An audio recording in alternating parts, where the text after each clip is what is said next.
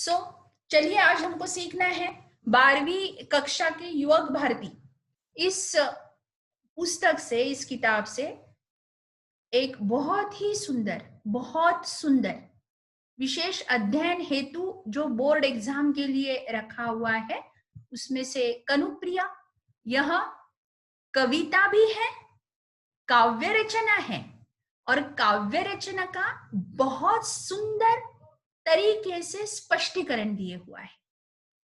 लेखक है डॉक्टर धर्मवीर भारती। आप आशा है कि आप बहुत बहुत आनंद लेंगे। अब ये काव्य कृति, ये काव्य रचना जो है वो क्या है, मैं बीच में से किसी को भी कुछ भी पूछूंगी, सो बी अलर्ट, बी अटेंटिव। आधुनिक काल के रचनाकारों में डॉक्टर धर्मवीर भारती मूर्धन्य साहित्यकार के रूप में प्रतिष्ठित है।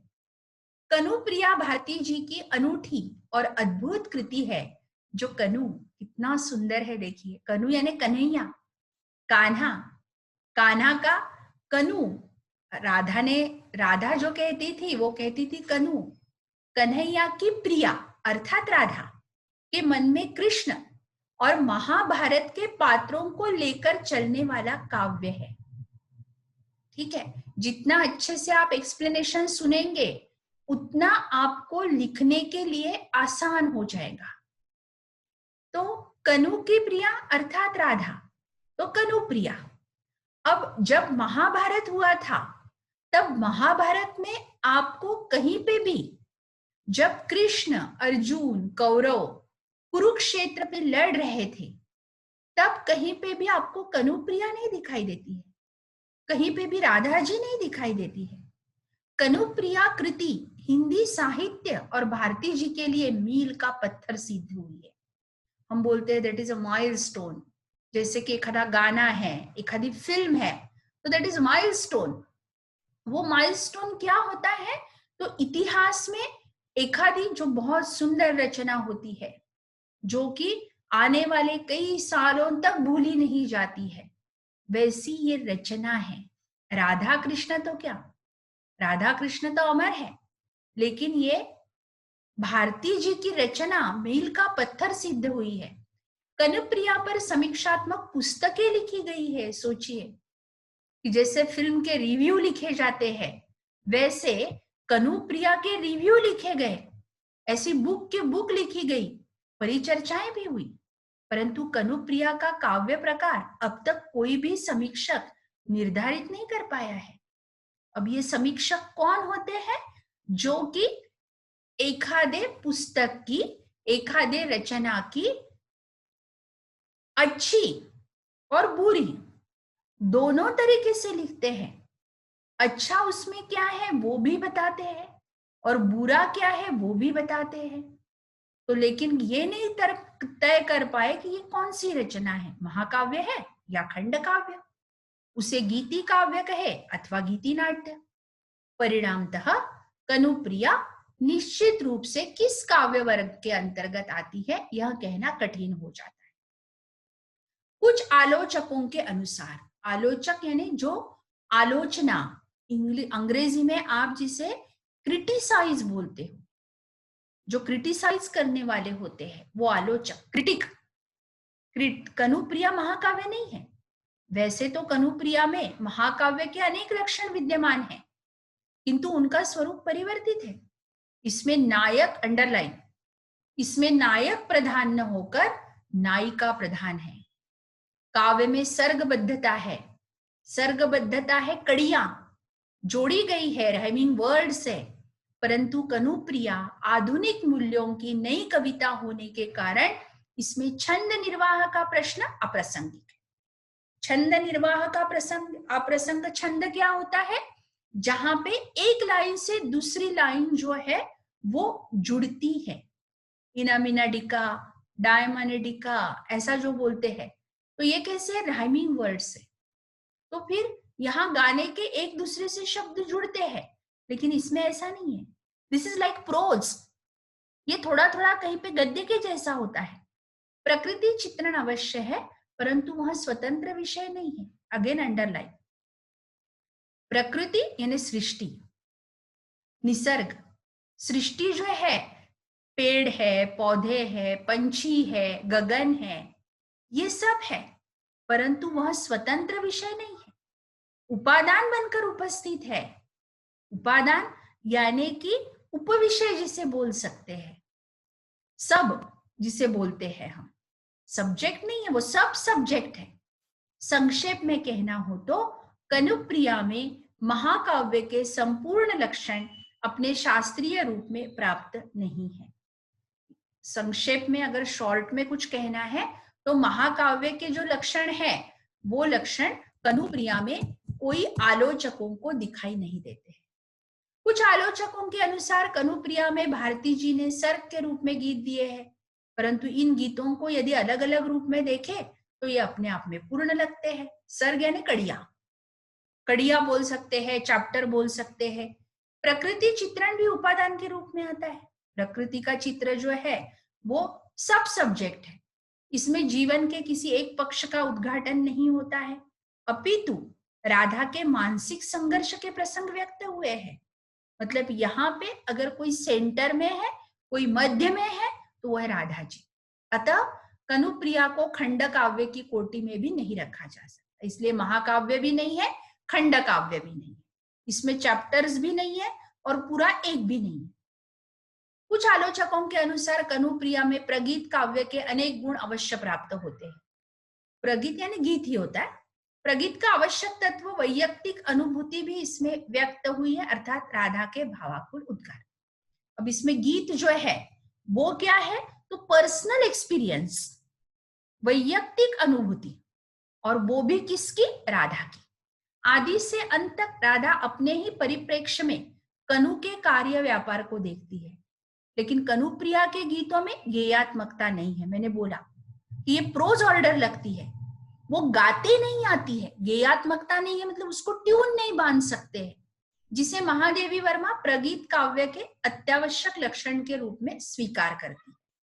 ये ज्यादा इंपॉर्टेंट नहीं है, लेकिन एक बार पढ़ने से कुछ ना कुछ लिखने के लिए फायदा होगा। कनुप्रिया के गीत एक श्रृंखला के गीतों के रूप में अर्थ गांभीर्य उपस्थित करते हैं, अतः कनुप्रिया को शुद्ध रूप से प्रगीत काव्य की संज्ञा दी नहीं जा सकती। कनुप्रिया के रचयिता डॉक्टर धर्मवीर भारती ने स्वयं कनुप्रिया को किस काव्य कोटि में रखना चाहिए इस पर अपना मंतव्य व्यक्त नहीं किया है। मंतव्य ने मत, ओपिनियन। वे काव्य की साहित्यिक शिल्प की कोई विवेचना भी नहीं करते, विवेचना एक्सप्लेनेशन। अतः उनकी ओर से कनुप्रिया के काव्य प्रकार का कोई संकेत नहीं मिलता है।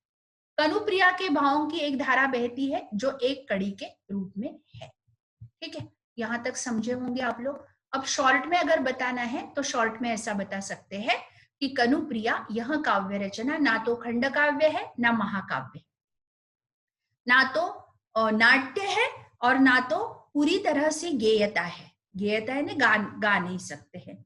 इसलिए अभी तक कोई ये निश्चित रूप से कह नहीं पाया है, या अभी तक किसी आलोचक ने ये निश्चित रूप से स्पष्ट नहीं किया है कि कनुप्रिया कौन सी काव्य का प्रकार है। बस इतना ये शॉर्ट में है। अभी इस काव्य रचना का ढंग थोड़ा अलग है। ढंग ऐसा है कि इसमें पहले आप लोगों को अर्थ समझाया है और बाद में फिर काव्य रचना दी हुई है। डॉक्टर धर्मवीर भारती की महाभारत युद्ध की पृष्ठभूमि में लिखी, पृष्ठभूमि बैकग्राउंड, आपको कोई इसमें समानार्थी वगैरह नहीं पूछेंगे। युद्ध की पृष्ठभूमि, पृष्ठभूमि यानी कि बैकग्राउंड में लिखी कनुप्रिया कृति हिंदी साहित्य जगत में अत्यंत चर्चित रही है। कनुप्रिया का प्राण स्वर बहुत भिन्न है। कनुप्रिया आधुनिक मूल्यों का काव्य है। उसकी मूल संवेदना, संवेदना है ना, सेंसिटिविटी, आधुनिक धरातल पर उत्पन्न हुई है। इसका आधार मीथक है। यह मीथक राधा और कृष्ण के प्रेम और महाभारत की कथा से संबंध है। मीथक यानी सुनी सुनाई कहानियां, उस पर आधारित, लेकिन उसमें मॉरल वैल्यूज बहुत है। प्राण स्वर बहुत भिन्न है। किसके? कनुप्रिया का, मतलब राधा जी का नहीं, कनुप्रिया इस काव्य रचना का। प्राण स्वर कितना सुंदर देखिए। मतलब हर कोई कवि जो काव्य रचना करता है वो काव्य रचना का एक प्राण होता है और वो प्राणों का एक स्वर है। मतलब कनुप्रिया यह रचना से भारती जी क्या कहना चाहते हैं, उसे बोलते हैं प्राण स्वर। बहुत भिन्न है, आप जब देखेंगे तब आपको पता चलेगा। कनुप्रिया अर्थात कन्हैया की प्रिय सखी राधा, अंडरलाइन। राधा को लगता है कि प्रेम त्याग कर युद्ध का अवलंब करना निरर्थक बात है। अब मुझे कोई बता सकते हैं आप कि राधा को छोड़कर किशन जी कहाँ गए थे और क्यों गए थे? राधा को छोड़कर किशन जी कहाँ और क्यों गए थे? किशन भगवान खुद अवतार थे और वह राधा को छोड़कर पहले तो समझो कंस के यहाँ गए और उसके बाद महाभारत में पांडवों की सहायता करने के लिए गए। लेकिन राधा को क्या लगता है, एक एक शब्द देखिए, युद्ध का अवलंबन करना निरर्थक बात है। यहाँ कनु उपस्थित नहीं है। कहाँ उपस्थित नहीं है? महाभारत में। उन्हें जानने का माध्यम है राधा। यहाँ कनु उपस्थित नहीं है, यानी सॉरी, यहाँ कनु उपस्थित नहीं है, यानी राधा के पास कृष्ण जी उपस्थित नहीं है। लेकिन उन्हें जानने का, अगर हमें उन्हें जानना है हमें पाठक के रूप में, हम पढ़ने वाले जो है उनके रूप में जानना है, तो उन्हें जानने का माध्यम है राधा। धर्मवीर भारती का मानना है कि हम बाह्य जगत को जीते रहते हैं, सहते और अनुभव करते रहते हैं, चाहे वह युद्ध बाह्य जगत का हो चाहे बलिदान का। परंतु कुछ क्षण ऐसे भी होते हैं जब हमें अनुभूत होता है कि महत्व बाह्य घटनाओं के उद्वेग का नहीं है, महत्व उस चरम तन्मयता के क्षण का। अब ये मैं समझाती हूं आपको।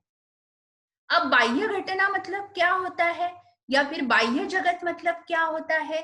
तो बाह्य जगत मतलब है कि मैंने कुछ एखादी बहुत अच्छी कार खरीदी हुई है, ये हो गया बाह्य जगत, ठीक है। लेकिन मैं बैलगाड़ी में बैठ के जब गगन की ओर देखती हूं, तब मुझे जो अनुभव होता है, मैं जो अनुभूति लेती हूं, वो हो गया है अंतर जगत। तो मेरा, अब मैं जब वो गगन की तरफ देखती हूं, तब चरम तन्मयता, चरम का मतलब सुप्रीम, एक्सट्रीम स्तर की, एक्सट्रीम लेवल की तन्मयता मतलब कॉन्सेंट्रेशन, एकाग्रता, वो क्षण में जो अनुभव कर रही हूँ, अनुभूति ले रही हूँ, वो अनुभूति मैं सिर्फ हाँ मेरी कार बहुत अच्छी है, ये हो गया बाह्य जगत। यार मेरे पास मर्सिडीज है, मेरे पास ऑडी है, ये जो बताना है ये बाह्य जगत, ये दूसरा भी अनुभव कर सकता है। लेकिन बैलगाड़ी में बैठ के मैंने गगन की ओर देखा और मैंने क्या अनुभव किया, ये मैं सिर्फ मैं ही अनुभव कर सकती हूँ, जिसे हम अपने भीतर का साक्षात्कार करते हैं। यह क्षण बाह्य इतिहास के अधिक मूल्यवान सिद्ध होता है। इस प्रकार बाह्य स्थितियों की अनुभूति और चरम तन्मयता, बाह्य स्थिति अलग है और चरम तन्मयता अलग है, को एक ही स्तर पर देखना किसी महापुरुष की सामर्थ्य की बात होती है। किशन भगवान एक थे कि जिनको बाह्य जगत और चरम तन्मयता, इन दोनों के क्षण एक ही लेवल के लगते थे, एक ही स्तर के लगते थे, क्योंकि वह महापुरुष थे। लेकिन कोई मनुष्य ऐसा भी होता है जिसने बड़े सहज मन से जीवन जिया है, चरम तन्मयता के क्षणों में डूबकर जीवन की सार्थकता पाई है। बराबर है ना? कितना अच्छा दिया है। हर कोई आज ही हम हमारे घर में बात कर रहे थे, तो किसी को लगता है कि पैसा कमाना बहुत अच्छा है, किसी को लगता है इज्जत कमाना बहुत अच्छा है। इज्जत और पैसा दोनों भी अगर मिलते हैं तो क्या कहने। यहाँ पे लेखक बोलते हैं कि जिसने बड़े सहज मन से जीवन जिया है, चरम तन्मयता के क्षणों में डूबकर जीवन की सार्थकता पाई है, उसको फिर बाह्य जगत के लिए कोई रुचि नहीं रहती है। अतः उसका यहाँ आग्रह होता है कि वह उसी सहज मन की कसौटी पर सभी घटनाओं, व्यक्तियों को परखेगा, जांचेगा, और यही हुआ इसके साथ, कनुप्रिया के साथ। मतलब कनुप्रिया को क्या लगता था? न्याय, अन्याय, धर्म, अधर्म, न्याय, दंड, ये सब के सब वो सिर्फ प्रेम प्रेम प्रेम इसी से देखती थी। उसका आग्रह था कि वह उसी सहज मन की कसौटी पर, क्योंकि उन्हें सिर्फ राधा और कृष्ण का प्रेम पता था, ऐसा ही आग्रह कनुप्रिया अर्थात राधा का है अपने सखा कृष्ण से। बेसिक कॉन्सेप्ट क्या है ध्यान में लो। अब वापिस चलते हैं कि राधा जी और कृष्ण जी इनका एक दूसरे से बहुत प्रेम करते थे, और प्रेम करने के बाद कृष्ण जी राधा को छोड़कर चले गए। कनु जी कनुप्रिया को छोड़कर चले गए। अब कनुप्रिया को छोड़कर जाने के बाद राधा जी को तो हर तरफ प्यार ही प्यार नजर आता है, इसलिए उन्हें लगता है कि बाकी बाह्य जगत में कुछ है ही नहीं, लेकिन बाह्य जगत में बहुत कुछ है, राज्य है, जगह है। महाभारत में तो ऐसा बोलते हैं ना कि कैसा होना चाहिए, तो रामायण के जैसा, रामायण के आदर्श पर कैसा नहीं होना चाहिए, तो महाभारत के जैसा, क्योंकि महाभारत में तो सारे अवगुण ही अवगुण भरे हुए हैं। सखा कृष्ण से तन्मयता के क्षणों को जीना और उन्हीं क्षणों में अपना सखा कृष्ण की सभी लीलाओं की अनुभूति करना कनुप्रिया के भावात्मक विकास के चरण हैं।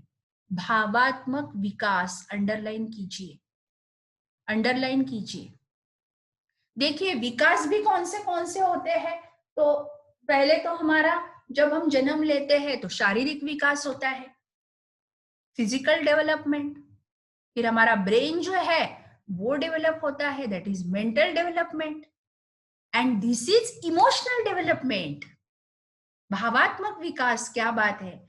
ऐसा ही आग्रह कनुप्रिया अर्थात राधा का है अपने सखा कृष्ण से, तन्मयता के क्षणों को जीना।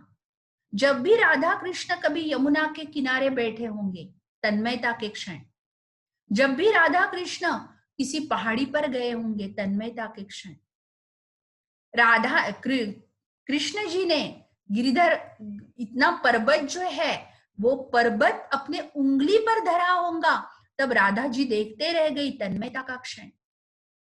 तो उन्हीं को जीना और उन्हीं क्षणों में अपने सखा कृष्ण की सभी लीलाओं को अनुभूति करना। लेकिन दिस इज नॉट पॉसिबल ना बेटा, ये नहीं है, ये पॉसिबल नहीं है। Do not touch the screen, ये पॉसिबल नहीं है, ये अशक्य प्राय बात है, घटना है। लेकिन राधा जी वही जगत में रह गई और किशन जी तो कहीं और निकल गए। इसीलिए व्याख्याकार कृष्ण के इतिहास निर्माण को कनुप्रिया इसी चरम तन्मयता के क्षणों की दृष्टि से देखती है कि कृष्ण ने इतिहास रचा, लेकिन वो इतिहास के बारे में कनुप्रिया सुनना ही नहीं चाहती, वह अवगुणों के बारे में कनुप्रिया सुनना ही नहीं चाहती। वो उसे सिर्फ पता है गोकुल की जो लीलाएं हैं वो चरम तन्मयता के क्षण, उसी दृष्टि से देखती है। कनुप्रिया भी महाभारत युद्ध की उसी समस्या तक पहुंचती है। अब आ गए हम मेन पार्ट पे, प्रमुख जो है वहां पे आ गए हम, जहां दूसरे पात्र भी है। अब कौरव है, पांडव है, युधिष्ठिर, अर्जुन है, दुर्योधन है, दुशासन है, कर्ण है, जहां दूसरे पात्र भी है, परंतु कनुप्रिया उस समस्या तक अपने भावस्तर अथवा तन्मयता के क्षणों द्वारा पहुंचती है। चलिए अब पहुंचने की कोशिश तो करती है। यह सब उसके अनजाने में होता है, क्योंकि कनुप्रिया की मूल प्रवृत्ति संशय अथवा जिज्ञासा नहीं है। उसे ये नहीं जानना है, वो शी इज नॉट डाउटफुल या फिर she is not at all curious, वो क्यूरियस भी नहीं, अपितु भावोत्कट तन्मयता है। लेकिन वो भावनाओं से देखती है ना, मतलब हम बोल सकते हैं कि ना उसमें सिर खपाती है, ना कि ऐसा क्यों हुआ ये जानना चाहती है, लेकिन उसका सिर्फ यही सवाल है कि ये जो चरम तन्मयता के क्षण है ये छोड़कर तुम क्यों गए। राधा कृष्ण से महाभारत युद्ध को लेकर कई प्रश्न पूछती है। महाभारत युद्ध में हुई जय पराजय, कृष्ण की भूमिका, युद्ध का उद्देश्य, अंडरलाइन, युद्ध की भयानकता, प्रचंड संहार यानी नाश आदि बातों से संबंधित राधा का कृष्ण से हुआ संवाद, यहाँ उद्धृत है। जब राधा महाभारत के बाद कृष्ण जी से मिली, पुनर्मिलन जब उनका हुआ, तब पुनर्मिलन के वक्त ये सारी वही क्षण, ये सारी बातें जो है ये राधा जी क्या कर रही है, तो कनु से पूछना चाहती है। उसमें से पहले है सेतु। राधा जी बोलती है कि मैं सेतु। सेतु का मतलब अंग्रेजी में आप जिसे पुल बोलते हो ना, कितना सुंदर है। देखिए, जिनको इंटरेस्ट होगा ना, रुचि होंगी ना, उनको समझ में आएगा बेटा। राधा कहती है, हे कान्हा, इतिहास की बदली हुई इस करवट ने तुम्हें युद्ध का महानायक बना दिया, लेकिन हे कनु, इसके लिए बलि किसकी चढ़ी? तुम महानायक के शिखर पर अंततः मेरे ही सिर पर पैर रखकर आगे बढ़ गए। तो क्या कनु, इस लीला क्षेत्र से उठकर युद्ध क्षेत्र तक पहुंचकर ईश्वरीय स्वरूप धारण करने के बीच जो अलंघ्य दूरी थी, क्या उसके लिए तुमने मुझे सेतु बनाया? क्या मेरे प्रेम को तुमने साध्य न मानकर साधन माना? अंडरलाइन। अब इन शिखरों, मृत्यु घाटियों के बीच बना यह पुल निरर्थक लगता है। कनु के बिना मेरा यह शरीर रूपी पुल निर्जीव, कम कंपाता सा रह गया है। अंततः जिसको जाना था वह तो मुझसे दूर चला गया। ट्रेजेडी, क्या ट्रेजेडी है राधा की? राधा कहती है, हे कान्हा, इतिहास की बदली हुई इस करवट ने, इतिहास में इतना बड़ा युद्ध धर्म अधर्म का पहली बार हुआ, करवट ली समय। अगर आपने पुराना महाभारत कभी देखा तो पुराने महाभारत में सबसे पहले ऐसा आता था, मैं समय बात कर रहा हूं, मैं समय बोल रहा हूं।